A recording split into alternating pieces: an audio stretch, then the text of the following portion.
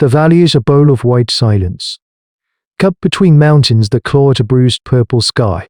For 1,000 generations of Neanderthals, this has been home. Their bodies, thick-boned and barrel-chested, are masterpieces of cold-weather engineering. Their minds are maps of this landscape. Every rock, every game trail a word in their ancient, silent language. But a new sound now echoes in this silence, the whooping, manic laughter of the great cave hyenas, and it is the sound of their own extinction. On, the clan elder kneels in the snow.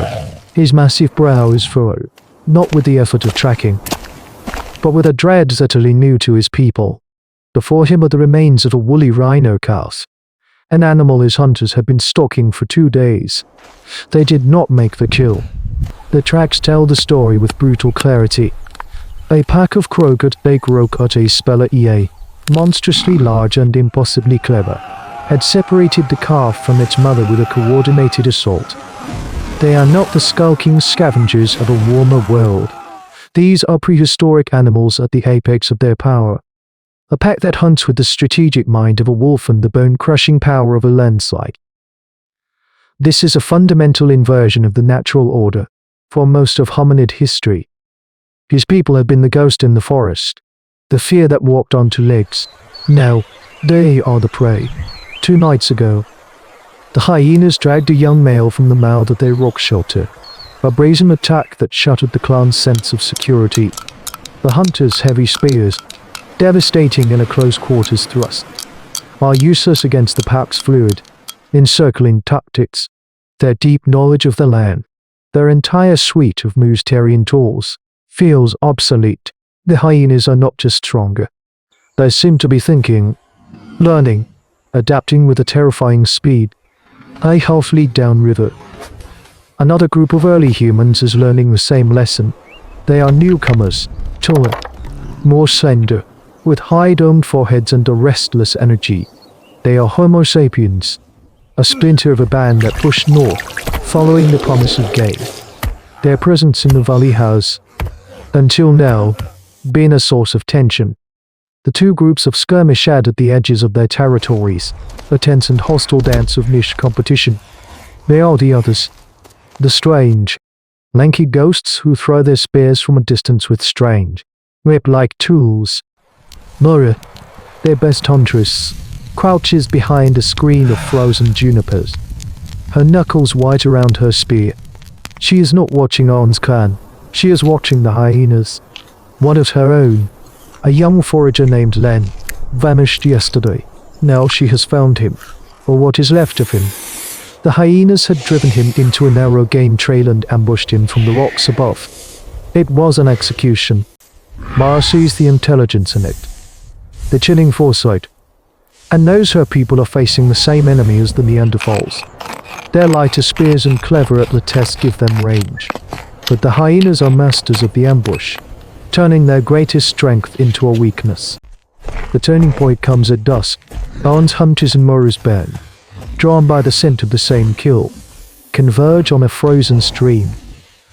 A deer, slain by the hyenas, lies half-eaten on the ice. In another time, a week ago, this encounter would have been a prelude to violence, a tense display of weapons and guttural threats. But not today. The 2 groups halt, spears held ready but not aggressively.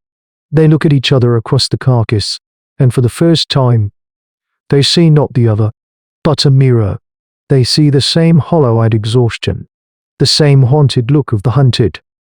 The shared wound is a bridge between them. The laughter of the hyenas echoes from the high rocks, a mocking toast to the new kings of this valley. In that moment, silent, desperate understanding passes between them. The war between their kinds is a triviality. The real war is against the dark. There is no language between them, none that a future anthropology would recognize. The sounds they make are guttural, specific to their own kin. Their communication must be older, more fundamental. It is a language of gesture, of action, of shared intent. Arn, the Neanderthal, takes the first step. He turns from Mara's band and walks to a clear patch of snow. With the butt of his heavy spear, he draws a map. It is not a map of lines, but of shapes and depths. Here is the river. Here, the high rocks where the hyenas watch. Here, the mouth of his own crown's cave. His movements are economical, certain. He is showing them the battlefield. His species' mastery of spatial reality made plain in the snow. Mara watches, her mind racing. She understands. She sees the hyena ambush points on indicates the same places her own people have learned to fear. She sees a mind at work, but one that thinks differently from her own. It is a mind that holds the world as a single, complex subject. Her Sapiens mind works in sequence, in stories of cause and effect. She sees the cognitive differences between them not as a barrier, but as two halves of a single, brilliant tool. She steps forward.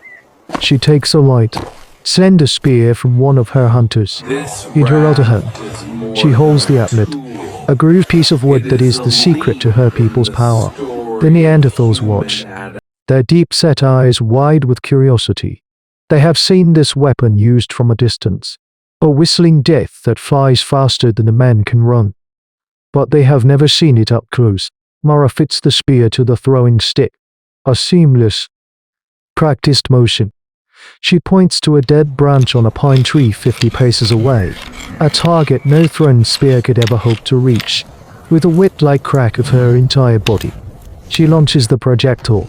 The spear crosses the distance and a blur and impales the branch with a solid, resonant THWLCK. A collective grunt of astonishment rises from the Neanderthals. Their world is one of close, brutal power. This is something else entirely. It is power projected, a killing thought sent across the void. Anne looks from the quivering spear to Mara, and a new understanding dawns in his eyes.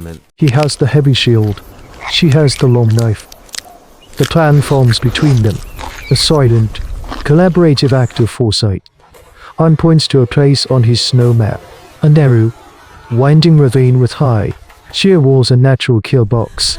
He minds a hunter being cornered, then makes the sign for the hyenas, jabbing his spear at the trapped figure. It is the hyena's own tactic, turned against them. Mara understands the location, but she adds the sequence, the action. She points to her hunters, then makes the motion of the atlatl, then points to the mouth of the ravine. Then she points to Anne's powerful Neanderthals and gestures for them to hide among the rocks inside the ravine. The tactic is born, a perfect synthesis of their two natures. Mara's swift, ranged hunters will be the lure. They will provoke the hyena pack, drawing them into a chase. The Neanderthals, with their immense strength and heavy spears, will be the anvil, waiting in ambush to meet the charge in a place where they cannot be flanked. It is a plan of stunning complexity, an act of interspecies interaction that has likely never happened before in the 3 million years of hominid history. They will need perfect timing, perfect trust, and trust is the one resource neither group possesses. As they part, retreating to their own shelters to prepare, a heavy suspicion hangs in the frozen air. They have a shared plan, but each side is left to wonder when the hyenas charge and the chaos begins. Will the others hold their ground? The bait is set. 3 of Mara's fastest runners, their bodies smeared with mud and ash to mask their scent, move into the hyena's territory. They carry and lit torches and the stench of defiance. They are the scent, the sound, the insult that the hyena pack cannot ignore. High on the ravine's rim, hidden among the scree, Mara and her remaining throwers lie in wait, their atlatls ready. Below, in the gut of the ravine, Anne and his 5 strongest hunters have wedged themselves into the fissures of the rock wall. They are like breathing stones, their thick bodies camouflaged, their heavy spears held low. The silence is absolute, a held breath across the entire valley. The laughter starts, a sigh, cackling sound that drills into the bone. The pack has taken the bait. The 3 Sapiens runners appear at the mouth of the ravine, sprinting, their faces masks of performative terror. Behind them, the pack slows like a foul river. There are 9 of them, each the size of a lioness, their powerful shoulders rolling, their jaws slavering. They are confident, arrogant. They have run this play before. They know the satisfying crunch of hominid bone. As the runners flash past the hidden Neanderthals, Mara gives the signal a perfect imitation of a hawk's cry. On the rim, her throwers rise as one. The air fills with a series of sharp, whip-like cracks. A volley of light spears arcs down into the charging pack. The hyenas go down immediately, their hindquarters pierced, their charge turning into a tumbling, screeching ruin. Another takes a spear high in the shoulder and stumbles. The pack, stunned by this attack from the sky, falters for a crucial second. That second is all one needs. With a deep-chested roar that is more animal than man, he and his hunters burst from the walls. It is the collision of two unstoppable forces. The Neanderthals do not throw their spears. They are extensions of their own bodies. Short, brutal pikes designed for one purpose: to punch through hide and shatter bone in close quarters. A massive hyena lunges, and on meets its charge, his spear taking it under the jaw and driving upward into the brain. Beside him, another hunter plants his feet, absorbs the impact of a charging female, and drives his spear through her chest with a grunt that is half exertion, half fury. The ravine becomes a maelstrom of violence. The blur of grey fur and dark blood steaming on the frozen ground. The hyena's charge is broken, their encircling tactic useless in the narrow space. They are trapped between the immovable wall of Neanderthal power and the stinging, lethal rain from the Sapiens above. But they are not broken. They fight with a desperate, savage ferocity. The wounded beast on the ground snaps its powerful jaws, catching a Neanderthal hunter by the leg, crushing bone and sinew with an audible crack. The man goes down, screaming. It is a hard choice, a moment of truth. To save their own, Arn's hunters would have to break their line, exposing themselves. In an act of pure altruism, they hold. They know this battle is not for one man, but for both of their peoples. The fight is won, but at a cost. When the last hyena is slain, silence descends once more, broken only by the grunts of the wounded. For hyenas are dead, the rest scattered. But two of Arn's hunters are down, one grievously wounded. One of Mara's runners has a deep gash in his side. Arn stands over the body of the pack leader, his chest heaving. Mara and her people descend from the rim. They meet in the center of the carnage, two species standing together in the aftermath of a shared, brutal victory. There are no gestures of triumph. They simply look at each other, their faces spattered with the same blood. Arn looks at his wounded kinsman, then at Mara. He gives a single, slow nod, acknowledgement, respect. Then, without a backward glance, he and his hunters gather their wounded and retreat up the ravine, back to their world of shadows and stone. Mara and her people turn and walk the other way, back to their world of open sky and endless plains.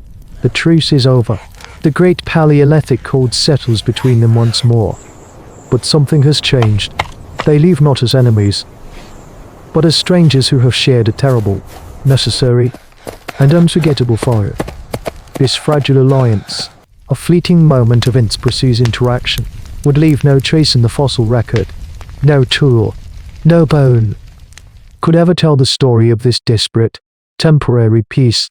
Yet, encounters like this may have been the proving grounds where the final chapters of our human story were written. Perhaps in these brief collaborations, a transfer of knowledge occurred, as Sapiens' mind grasping the deep spatial logic of the Neanderthal, or a Neanderthal learning the devastating potential of projectile weapons. This was not a war of extermination, but a long, complex process of competition, confrontation, and, on rare, desperate occasions, cooperation. The Neanderthals would eventually vanish, absorbed or outcompeted, their ghosts living on in the small percentage of their DNA that most modern humans still carry. They are reminded that our journey was not a straight line, but a braided river, fed by many streams. And it poses the ultimate question: did we rise to dominate this planet alone, or did we, in its most crucial moments, find strength by reaching across the chasm of otherness? This has been the Chronicler. The deepest truths are buried not in earth, but in blood. But what happens when the enemy is not a beast, but the sky itself.